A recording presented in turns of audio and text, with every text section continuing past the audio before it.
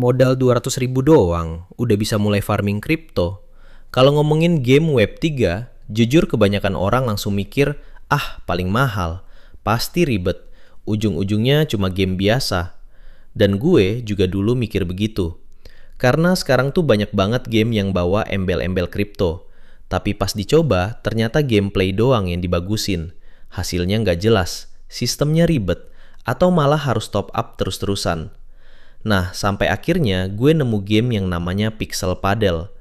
Awalnya gue kira ini game padel biasa, tapi ternyata konsepnya beda. Karena di game ini, kita bisa punya lapangan padel versi digital. Dan lapangan itu nantinya disewain ke penyewa di dalam game. Jadi sederhananya, kita kayak punya bisnis lapangan padel mini versi Web3. Nah, dari situlah farming USDT berjalan. Yang bikin gue lumayan kaget, ternyata modal awal buat mulai farming gak segede yang gue kira.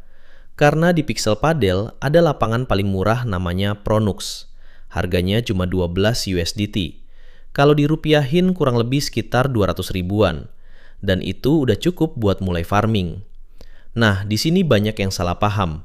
Banyak orang ngira top up di game beginian tuh kayak isi saldo yang habis dipakai. Padahal enggak. Karena yang kita beli itu aset lapangan. Jadi setelah dibeli, lapangannya tetap ada di akun kita, bukan hilang setelah dipakai. Dan selama gamenya masih berjalan, lapangan itu tetap bisa dipakai farming terus. Makanya konsepnya beda sama game biasa. Kalau game biasa kan kita beli skin, selesai. Sedangkan di Pixel Padel, yang dibeli itu aset untuk farming. Nah, habis punya lapangan, cara kerjanya juga gampang banget. Nanti bakal ada penyewa masuk otomatis ke lapangan kita. Dan selama penyewa itu main, lapangan bakal menghasilkan USDT secara bertahap.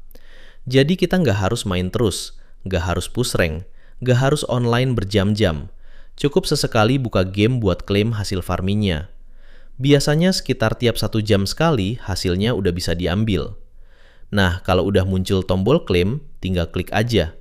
Dan setelah klaim, ada satu hal penting yang nggak boleh lupa, yaitu cleaning. Karena habis dipakai penyewa, lapangannya harus dibersihin dulu. Kalau nggak dibersihin, penyewa baru nggak bakal masuk lagi. Artinya farming berhenti sementara.